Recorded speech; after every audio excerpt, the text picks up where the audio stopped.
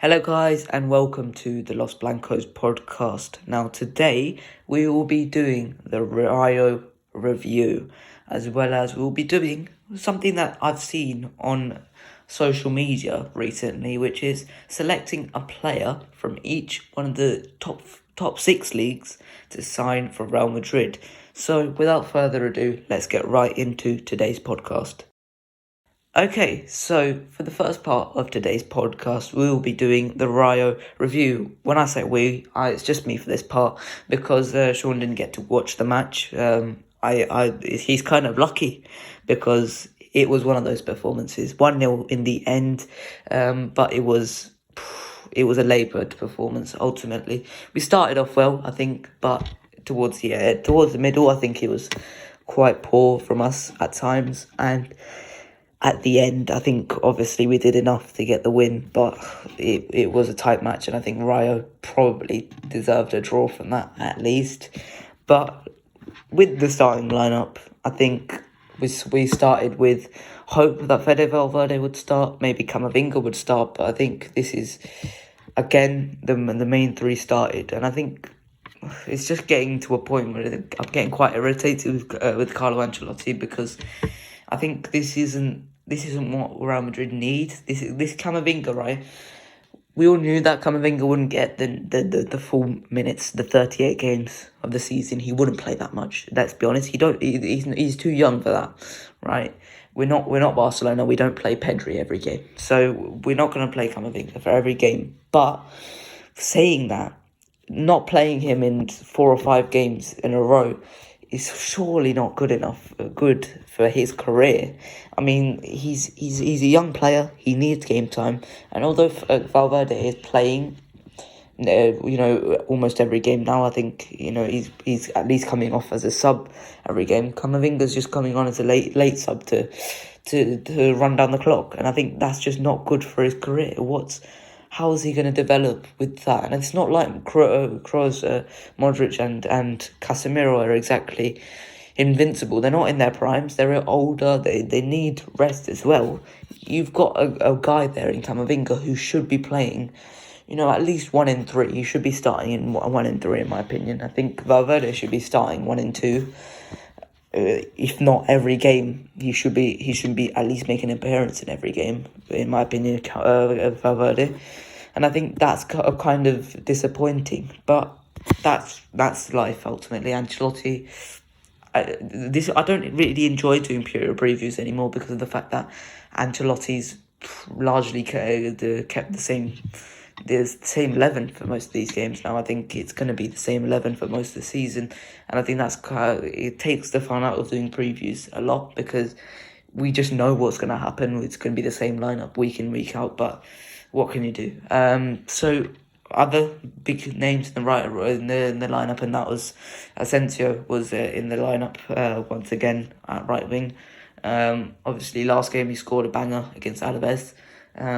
I think he did well this game. I'll get onto that in a second. But I did believe Rodrigo would start this game. I did think that Rodrigo should start this game to provide us a bit more energy during this game. But I think Asensio, I wasn't too upset with Asensio starting. I think he did deserve enough to start. But, Rodrigo's been left out of the starting 11 for quite a few games now. I think surely that's not good enough for his career. He's 21 now.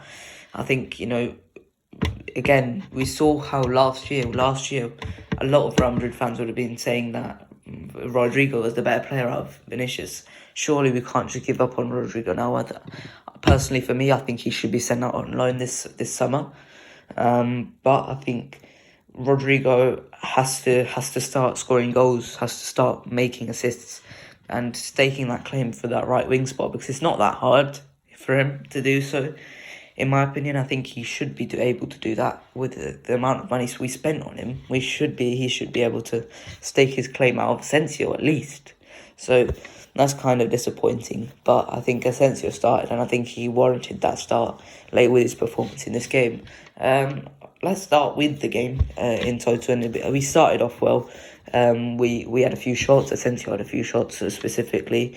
He should have probably put them away, but it was good that he was getting in those positions and taking those shots. And I think he was the most influential attacker in this game, minus the goal with Benzema and Vinicius. So I think Asensio in that sense was a good player, and he caused a lot of problems for that Rayo defence.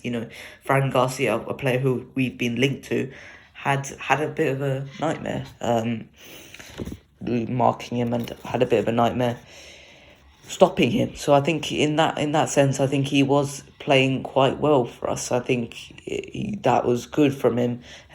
Was it enough to win the man of the match performance? I think Courtois deserved the man of the match performance, but ultimately, I think out of our attack, I think he was the best attacker for us.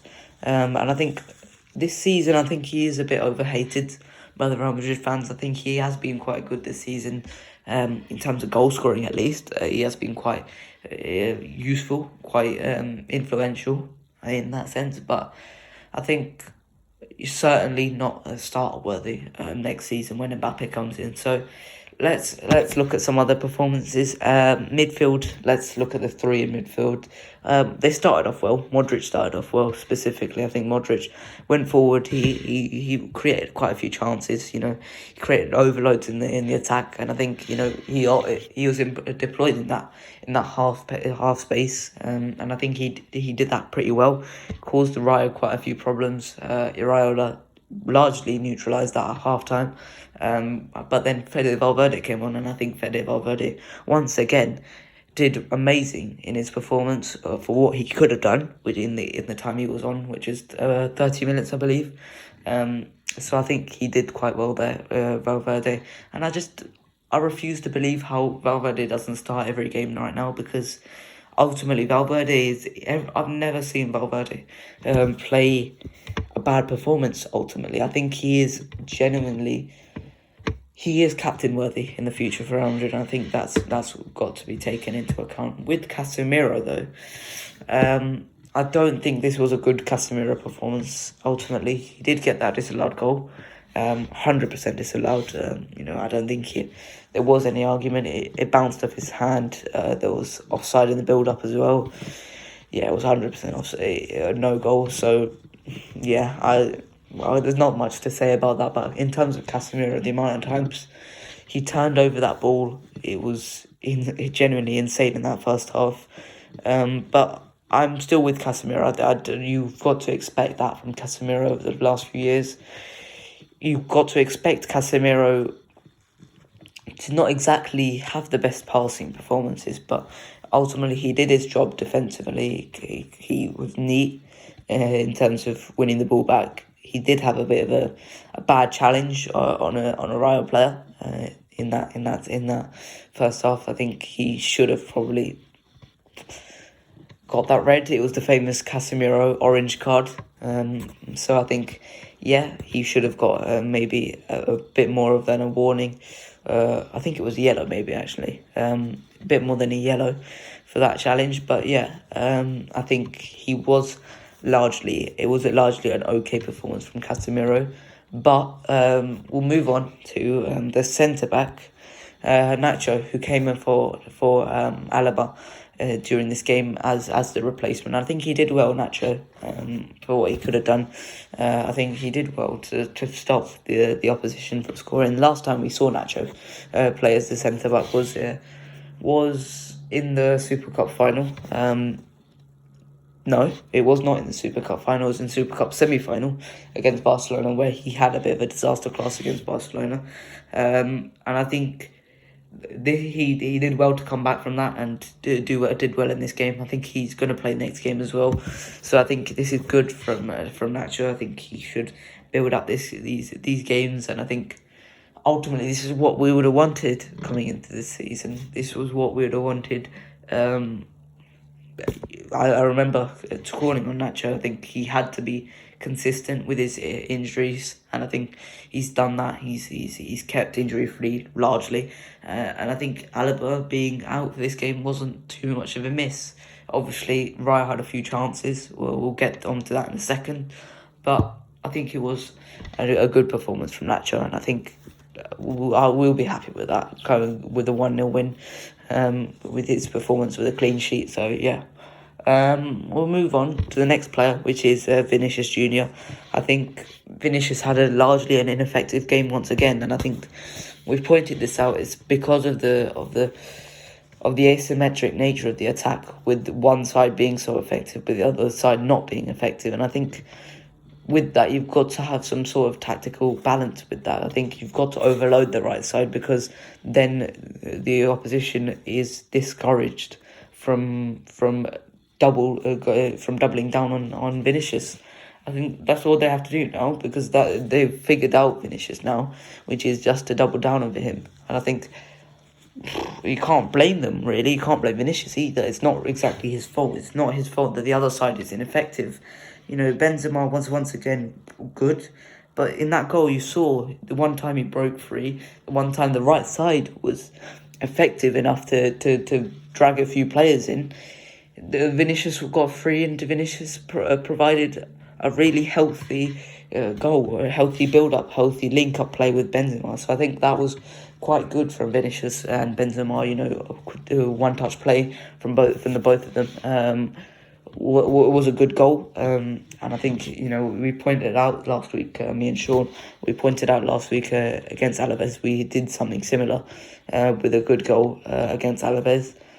Similar type of build up, one touch play, and I think we've got to keep scoring like that, because too many times this year I've pointed out that the goals have come from individual brilliance, as opposed to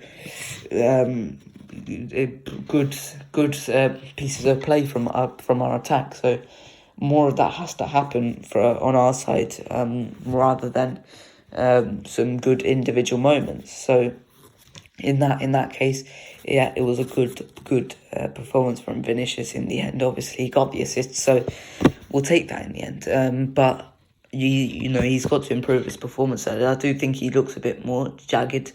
I think he needs to get some rest. I don't know when that's going to be. Next game's against Real Sociedad, so I doubt it's going to be next game.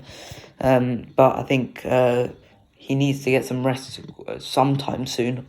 I don't know when that's going to be, but it's going to be good for him. It's going to be good for us, our season. Ultimately, we've still got Benzema, so I think Vinicius, it doesn't matter. We can rest him for one game. We need to have him fully fit for that Barcelona game. I'm not sure exactly when it is. I believe it's in early March, so early next month. So we've got to have him ready, fully fit for that game. So let's hopefully get him rested before that game, because Barcelona look like they could be genuinely back. But we'll obviously give our preview in that game, depending on what day it is. So yeah, that's obviously a good sign from us. Courtois, quick word on Courtois. Courtois was magnificent once again. You can't. This guy he is the best goalkeeper in the world. I'm convinced of it now. There's no one else better than him, in my opinion. I just think he's so underrated as well. This guy he saved us once again. That double save towards the end of the game, before we went over to the other side of the pitch 3 minutes later, and scored the goal that won us the game. I think he is winning us points now. I think Courtois, and I think genuinely this guy is fantastic, and I think we could not ask for much more from our goalkeeper. So Courtois, well, another brilliant performance by him. So yeah, I mean that's it for the review. I mean, we were split open quite a few times. Carvajal was good going forward. This game, obviously, I criticised him last week, but I think, yeah, he was good going forward today. And I think Mendy was quite good. Recovery runs were good. This game, I remember one instance, he got back. He absolutely run the show. Quick word on Sergio Guardiola as well, of Rayo Vallecano. He played quite well for them. Oscar Trejo played quite well, and obviously Lucas Zidane played very, very well for Rayo Vallecano in their goal. I think he would have probably got man of the match if it wasn't 1-0. So I think, yeah, Lucas Zidane played blinder of a performance. I think he has improved for Rayo Vallecano. So yeah, I think that's it for this part of the podcast. Next part we will obviously be discussing the signing the players, 6 players from each league, each top 6 league in Europe. So stay tuned for that. It was definitely an interesting topic to research for me. So join us after this short interval. Okay, now for the second part of today's podcast, I'm joined by Sean for this part of the podcast. So we'll be analysing 6 players from the top 6 leagues in Europe so that Real Madrid could sign in the summer. Now, the leagues we're going to go through is the Premier League, La Liga, Serie A, the Bundesliga, Liga and the Liga Portugal as well. So, without further ado, let's begin with... Oh wait, before we do that, we will be doing 1 player each for each of these leagues, and we will be collating our responses and getting an overall player at the end, which we must come to some sort of an agreement on. So we'll start with the Premier League. Who is your player for the Premier League? I'm going for Timothy Castagne, the Leicester City fullback. Yeah, I've gone for Rafinha from Leeds. So why have you gone for Castagne? Okay, because this guy, he can go forward, he can play on both sides, the right back and left back, and also the wing back, and he knows his positioning is good in attack as well as his defensive. I think if we can sign him, I know he's had his injury problems as of late, I think that we can save a bit of money if we sign him for a good price, because of course he can cover at both sides, so maybe if we sign a good right back, then maybe can cover sometimes at left back, due to the injuries to Mendy, so because of the fact that he can cover at both sides and he's quite effective going forward, I think we need players who can stretch the field a bit, that's why I like him a lot. He scored some important goals, especially in that first season. I think when he scored like 3 goals in 5 games, I think, or was involved in 3 goals in a span of 5 games early on. So I like him a lot, and he could be a good addition to Madrid.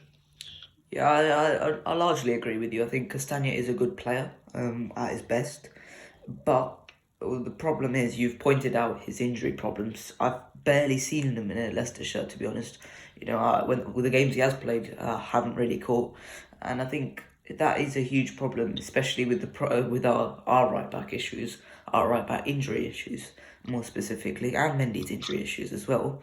It just feels like it's another risk on top of that, as well as the fact that Leicester paid quite a lot for Castagne. I believe it was £30 million, which is no small sum for Leicester City. So I think they'll largely be looking to get most of that back, even more for that probably from their signing from Atalanta. So I think that would be a big thing, and especially if they're dealing with Real Madrid, I think they would look to get the price that maybe he deserves. I agree with you, he's a great player, but there would maybe a lot of issues dealing with that. With my suggestion, with Rafinha, he's been Leeds' best player this season, and I think without him, Leeds would already be down this season. I think they would be the worst team in the league because of the fact that his goals have been so important for them. 9 goals and 2 assists this season.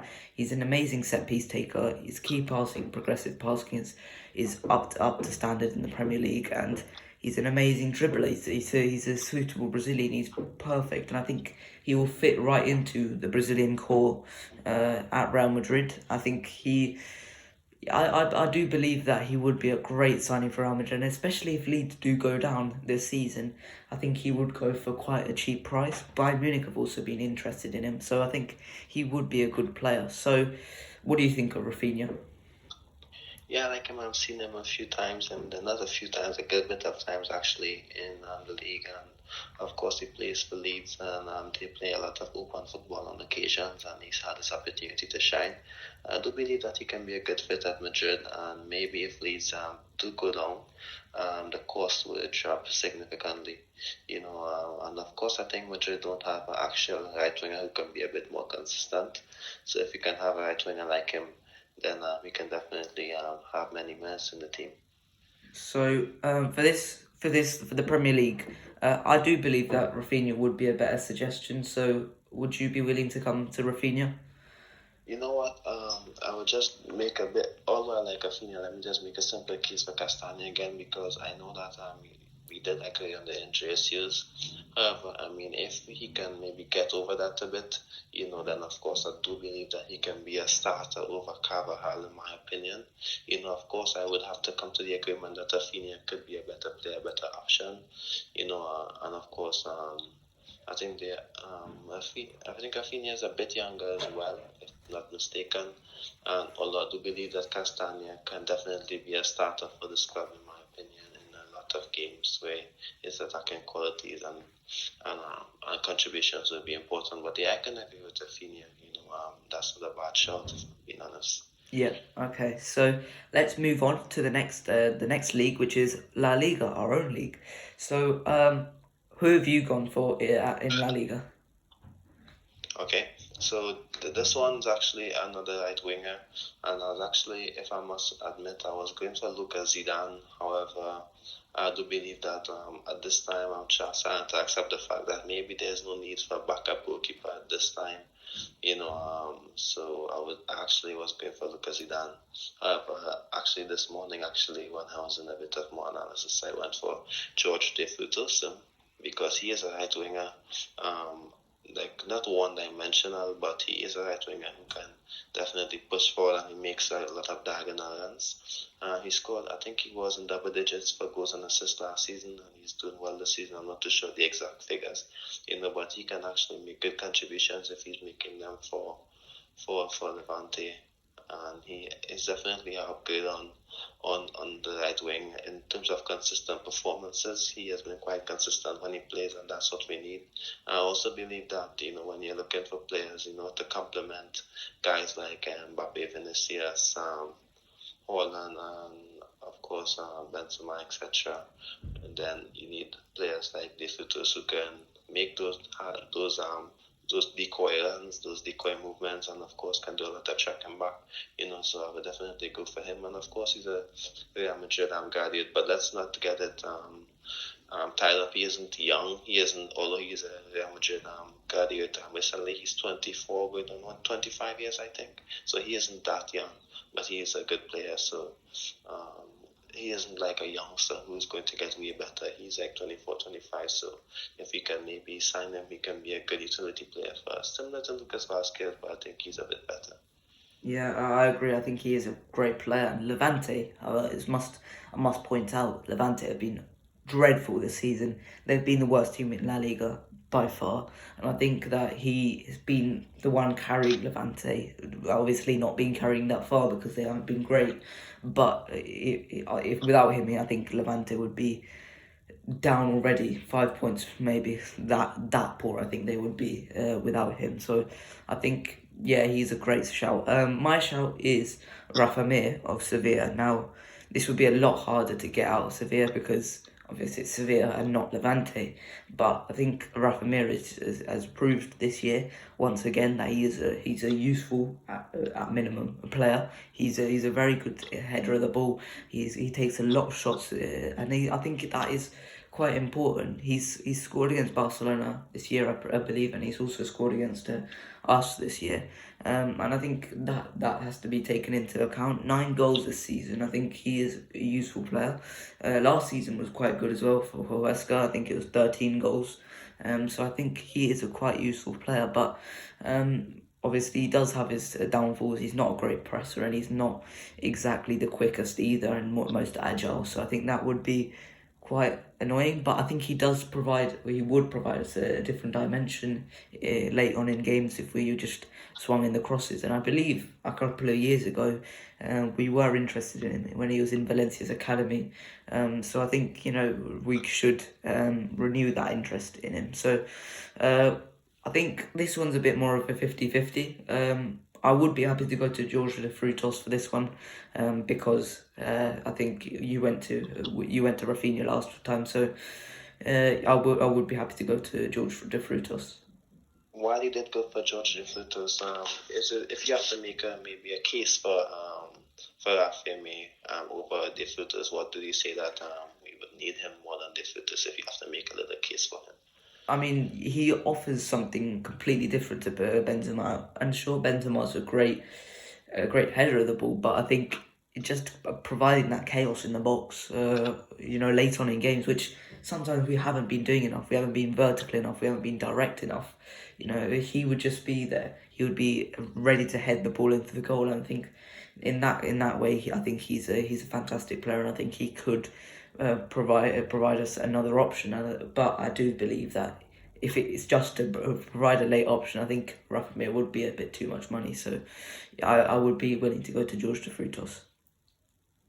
Yeah, and I also think that we are looking for a few sensor strikers as well. Like, for example, Haaland and maybe Mbappe can play as a 9 as well on occasions. But do you think that Rafinha is better than Luka Jovic and what he does? Yeah, 100%. I think Luka Jovic, he's more a jack of all trades and master of none, in my opinion. He's turned into that at Real Madrid.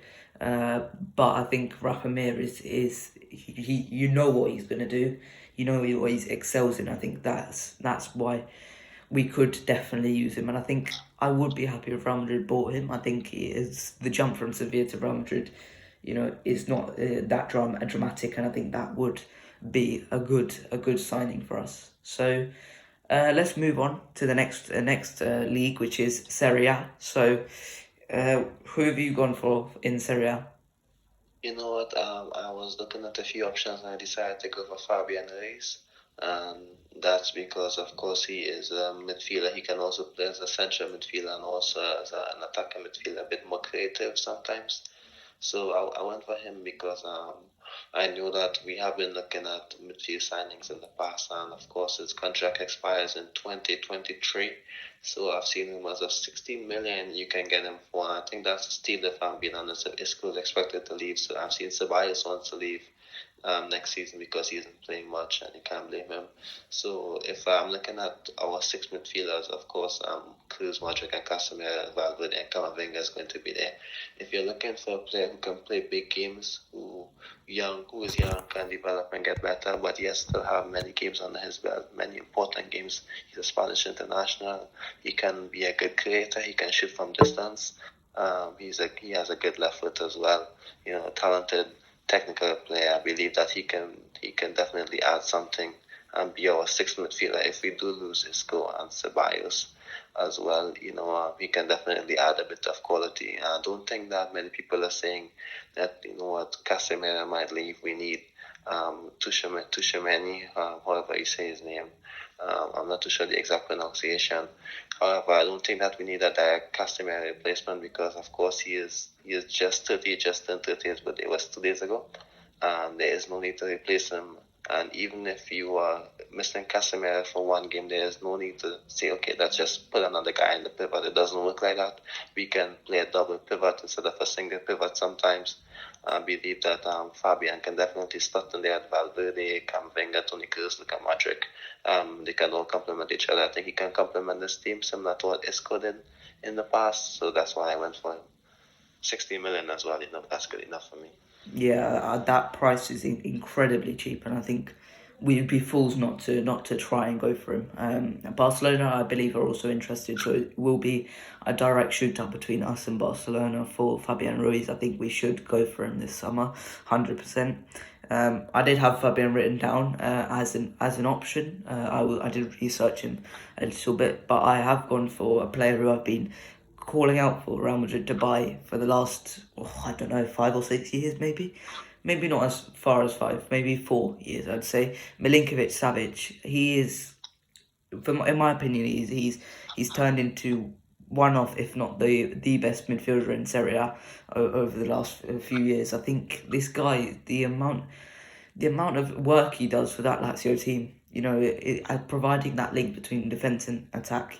He can provide a crunching tackle and then a minute later put a defence splitting pass into Ciro Immobile. This guy is amazing, and I think people underrate him too much. I don't understand why he doesn't get linked to bigger clubs as much, and I think Lazio would be willing to part ways if we offered 50 million, let's say. And I think he is worth that much money, and I think if we were to bring in Milinkovic-Savic, I think we could do a lot of things with him. I think we could play that midfield in a completely different way if we brought in Milinkovic-Savic because of his defensive ability and his defensive prowess. I think he's also massive. It's 6'2", and I think when I was researching him this morning, it's his birthday today, 27th birthday today, and he has a Spanish second nationality as well. So I think he would be an incredibly useful player, useful, a lot more than useful. I think he would be a very, very great player for us, and I think personally I would take Milinkovic-Savic over Fabian because I think Milinkovic-Savic is a better player, but for price I would go for Fabian. So this is, I'm really unsure on this one. What would you go for? You know what? If Milinkovic-Savic can be signed for a good cost, then we can definitely go after him, and then it's a bit you can say the tide shift a bit on his side. However, maybe in the past last year I've been asking for a lot of money. That's why a lot of big teams have just passed on him or not pursue him as much as the interest. They just have him in their books and just decide not to pursue him because Lazio asks for so much money. He is a good player as well. But I just think that if he is on the expensive side, I don't think that Madrid will go for him or that we may need him, especially with we know that what our big targets are. So I don't think Perez would even want to splash so much money for another midfielder when he just signed Camavinga and he has Valverde, and I'm sure he's pushing for these players to get minutes as well. So I don't think that he would spend that amount of money on a player unless it's a young guy, like Gavin Birch or maybe Bellingham. I've seen we have interest in Bellingham. I don't think it's going to happen. I think he's going to go to England. There's also Wirtz as well from Bundesliga, Bayer Leverkusen. So a lot of money for those young players as well. So I don't think he's going to splash unless it's a young player. So yeah, that's it. I think that's why I will go for Fabian Ruiz. However, I'm not too sure which way you will go. Yeah, I mean, if it was, let's say, 30 to 40, I would definitely go for Milinkovic-Savic, but I do believe it would be in upwards of 50, so I would go for Fabian just because of the price, but I do believe that Milinkovic-Savic is a better player, 100%, but yeah, I'm happy to go with Fabian Ruiz if you are. Yes, of course. Okay, let's move on to the Bundesliga next. I had two players written down. I'm gonna go for this one, Nico Schlotterbeck. Now we reviewed him a couple of weeks ago, in the transfer section, and I think he's just got better since then. And I think the reason why Freiburg are doing so well is because of their defence, and I think Nico Schlotterbeck's been the main part of that. Bayern have renewed a continuous interest in him. Dortmund have had continuous interest in him. He's obviously such a brilliant player, defensively great. He's good. He's a good passer. He's great, great in the air, and he takes out defence. He dribbles out defence. I think this is a great alternative to Tony Rudiger because I think he's going to be a lot cheaper than Tony Rudiger, and I think he would be. Has potential to improve a lot more than Tony Rudiger. So, for me, I think Nico Schlotterbeck should be an option for Real Madrid next summer. So, who have you gone for? Before I give you my option, how old is he? I believe he's 23. I'm not completely sure, but he's not. He's in that bit between the prime of his career and the development stages of his career. So I would say 22 to 24, I believe he is. Okay, well, okay, that's good. I've actually gone for Mateus Ginter, because I know that he's a big name, of course, but his contract expires this year. I do believe that it would be a complete miss if we actually don't try to sign him, because he isn't going to demand. I highly doubt he's going to demand the amount that maybe Rudiger wanted. He can play at centre back, of course, right back, or he's a centre back. He can play at right back and defensive midfield. I know it's not ideal, but it's good for the versatility and the experience in the past when those players have those qualities. He's quite fast. He's good in positioning and tackling and heading, and scoring goals. And of course, I do believe that one of the qualities that we have missed is that we can't pass the ball out to the back as much when Alaba doesn't play or he moves to left back. That's why maybe Ancelotti wants Alaba as centre back. I do believe that having him this releases a bit of the strain and the pressure of Alaba, to be that focal point at centre back. So definitely would go for Ginter for that. I know that. I know that. Can you please pronounce his name again?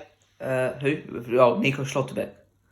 Yes, I know. I know that he actually is a bit more of a more unique name, and I would definitely like to see something different under the signing. So, and I've actually seen him a bit, a few times when we did had a look at him. I did went and do a bit of research on him.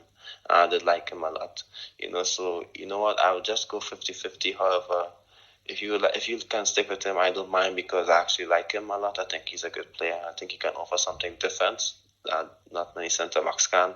And if you can get him under the radar, I think that would be a good signing. So what do you think? I think why I would be more inclined towards Schlotterbeck is because I believe that Inter are closing in on Ginter. So I think they are incredibly close to finalising that deal. So I think he's probably, unless there's going to be a late hijack from Real Madrid right now, I think Inter have all but confirmed that deal. So that's why I would probably go for Schlotterbeck on this one. Okay, understandable. Okay, so have we agreed on Schlotterbeck for this one?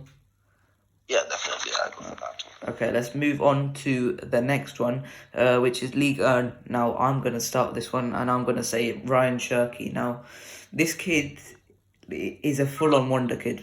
We see others, becoming a wonder kid at age 19. We've had a lot of people have talked about him since he was like 15. So I think this kid is genuinely, he is a wonder kid. And he is a wonder kid by nature, by name. He's only 18 now, but he's a magnificent dribbler. And one thing you don't see in these young players, they often don't have great vision. They usually develop that later on in their career. But Ryan Cherky has got amazing vision, and I think he's expressed his desire to come to Real Madrid in his career, and I think that was quite good to hear a couple of months ago. And I think this season he's just not had his chance to play, even though he should have. Leon have been doing awful, and I think he should have had his chance this season. Peter Bosch has completely denied him of that, and right now he's in an injury, and there's been a lot of reports that he may never play for Leon again. So I think he would be an absolute steal. Reports have been coming in at 20 million, and I think at 20 million, this kid could be generational, and I think that's why I had to include him. I was really close to including Chouameni, but ultimately I think he's just too much on the links side. I just didn't want to include him because of that. So who have you gone for? Okay, well, I've actually gone for William Saliba, actually, although he isn't from France, from Liga technically. He's from England. Well, he plays in England, so I actually went for William Saliba because he's playing in Liga at this time. I actually was going for Botman or Balashil.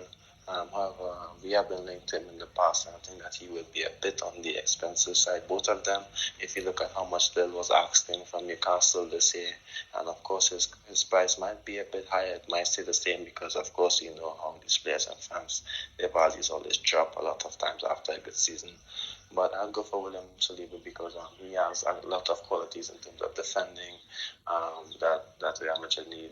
He's actually a bit aggressive on occasions. He can pass out of the back as well. And of course, I don't think Arteta likes him that much. If I can remember clearly, I don't think Arteta likes him that much. So I definitely believe that he can have an opportunity to play in our team.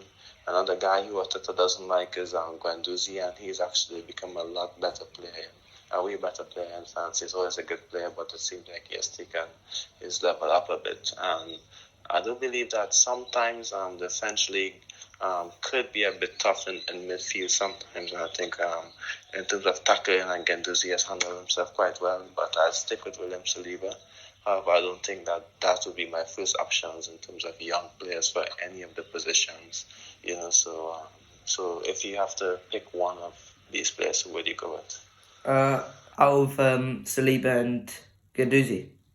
Yeah, and yes. Then after you pick one of them, then you can choose Ubers. Yeah, I would go for Saliba because this season, I've heard a lot about him. I've watched Marseille a few times. I don't particularly enjoy watching Ligue 1, but I have watched Marseille a few times. I watched some of their clips. They obviously play that attacking football under Sampaoli, but Saliba has been key to that, and I think he's been brilliant. I just don't understand why Arteta doesn't like him, to be totally honest.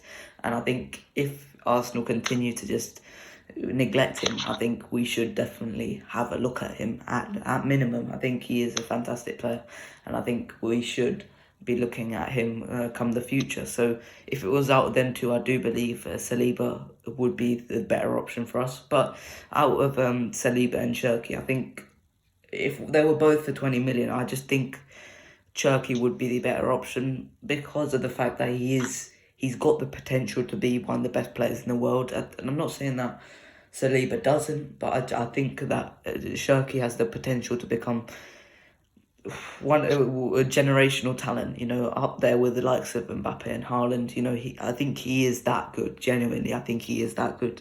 He shows his dribbling shows the shades of a young Ben Arfa. If you remember him. I think Hatem Ben Arfa is probably the best comparison. Hopefully the attitude isn't the same, but I think for 20 million, if I had to pick one of those two, I would definitely pick Cherki 100 times out of 100. So it's up to you. Would you rather go for Cherki or Saliba? No, I would go for Saliba. Like you said, I do believe that there are many better options than Saliba in terms of the centre back option. However, I would go for Cherki as well because he is a young, talented player. And we do need those quality players, who you think can become like the top five in their position. And if they are given the opportunity to shine, I do believe that we can sign them. I don't think it's the case of Saliba. I don't think he will go on to be one of the top five centre backs in the world, or top 10 if I'm being honest. So that's why I would stray away from him a bit, but I would just stick with Cherki for this one. Okay, so let's move on to the last player, and we are going to do the Liga Portugal. I obviously like watching the Liga Portugal. I quite like watching the top three, the three big teams in Portugal, quite a lot. But I picked out centre back. I think he's exciting. I think he's a fantastic player. I had the top two for this for the Liga Portugal. The other player was Fabio Vieira of Porto, but I've ended up going for Gonçalo Inácio of Sporting.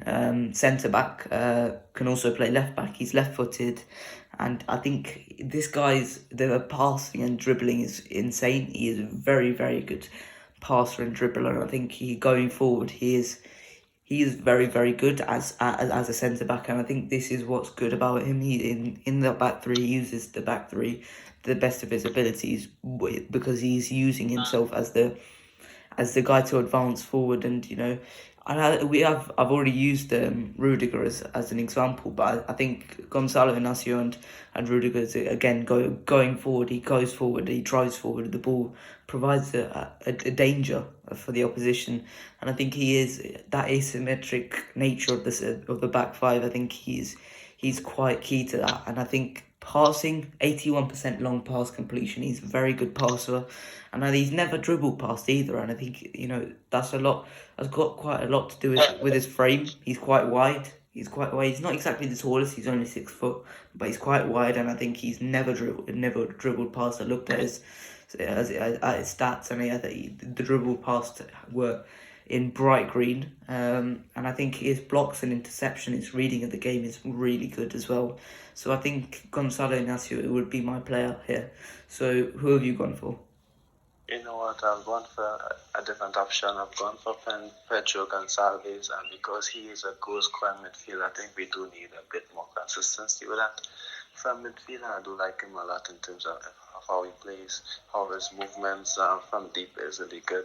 He isn't, let's just say, a midfielder like Martin Odegaard who plays attacking midfielder and focuses more on jumping deep and making chances and space for his teammates. He is a goal scorer. I don't believe that we need that. I know he's a different kind of player that Real Madrid normally go after.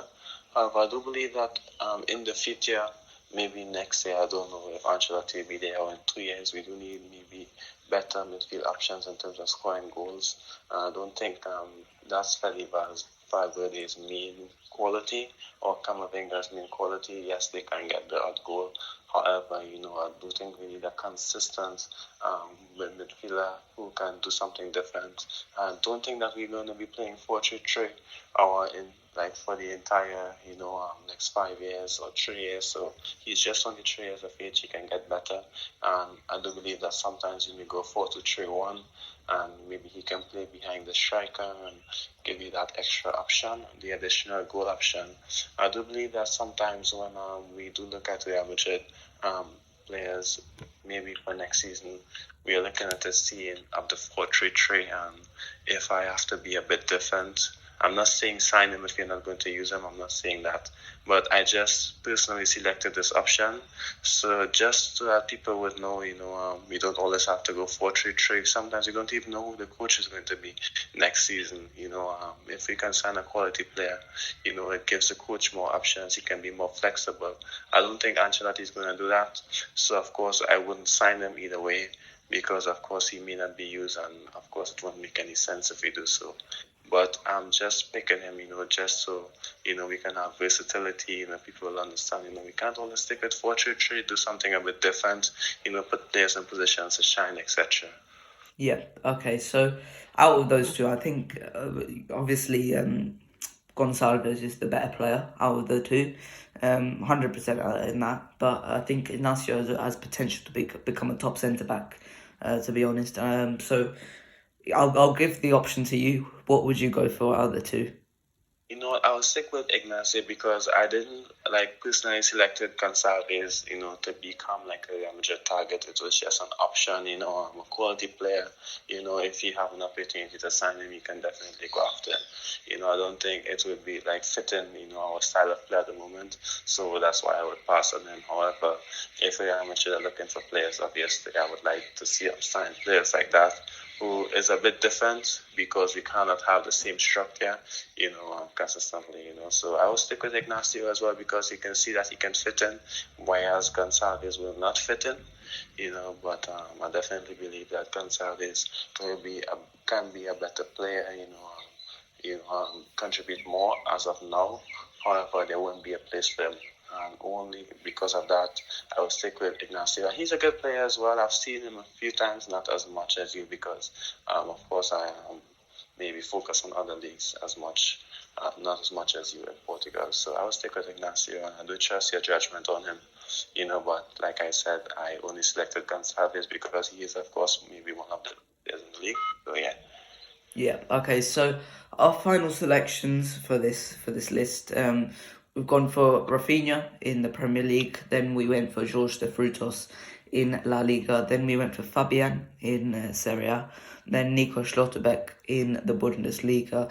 Ryan Cherky in the Liga. And lastly, we went for Gonçalo Inácio in the Liga Portugal. So just a few honourable mentions on my side.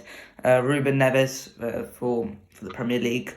I did go for there was a shout for Javi Galan, a player who I quite like in for Celta Vigo. Obviously, Milinkovic-Savic was my shout for Serie A. Dominic Szoboszlai was my other option in the Bundesliga. Florian Wirtz as well. Corentin Tolisso. Kamaldeen Sulemana for Liga 1, as well as Tchouameni, which I've mentioned before. And also Fabio Vieira and Pablo Sarabia were also my options for the Liga Portugal. So have you had any honourable mentions, or is that it for this part of the podcast? I don't have any honorable mentions. However, guys when we talk about Timo Livramento as well. And of course, one last option I must say is Tillemans' contract expires in 2023. Maybe that's something you can keep an eye on. So let's just see. Yeah, okay, so that's it for today's podcast. I hope you guys enjoyed. Like and subscribe, and I'll see you guys later. Bye-bye.